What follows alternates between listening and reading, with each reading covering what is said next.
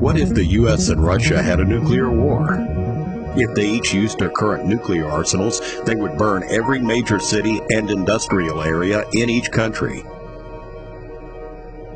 Professor Alan Robach, a climatologist and distinguished professor from the Department of Environmental Sciences at Rutgers University, answered this question.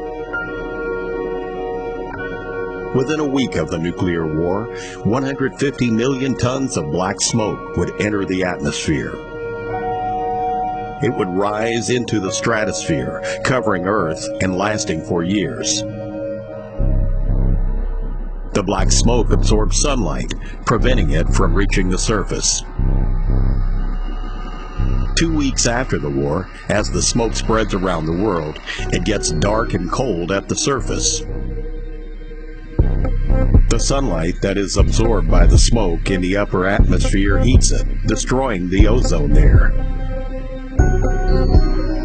This lets dangerous ultraviolet UV radiation to reach the surface. Even though some of the UV will be absorbed by the smoke, much more gets to the surface. UV radiation destroys DNA, the building blocks of life, which will lead to increased cases of cancer.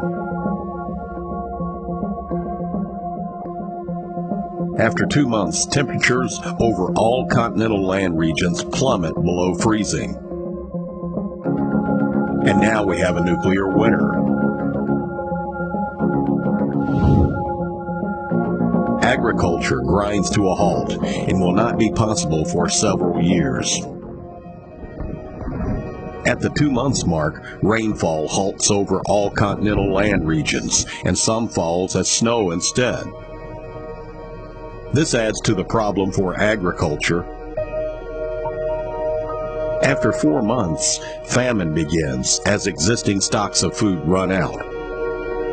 Cold, dry, dark conditions prevent agriculture for several years.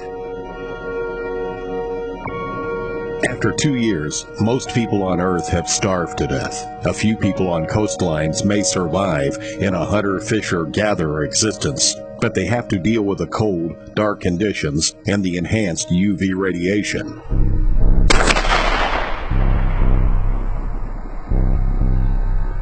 The number of survivors will be very low, and most will be in the southern hemisphere, far from the bombs, and surrounded by a warm ocean that will reduce the cooling.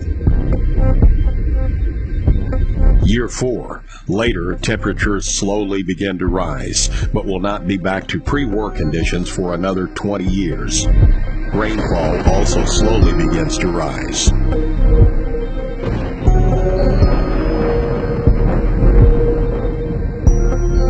Even 5 years after the war, skin cancer is still on the rise. So is UV damage to plants.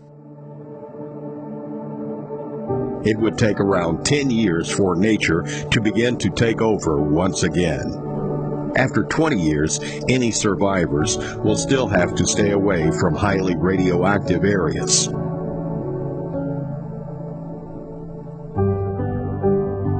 All this can happen with the currently operational 4,000 nuclear weapons in the U.S. and Russian arsenals.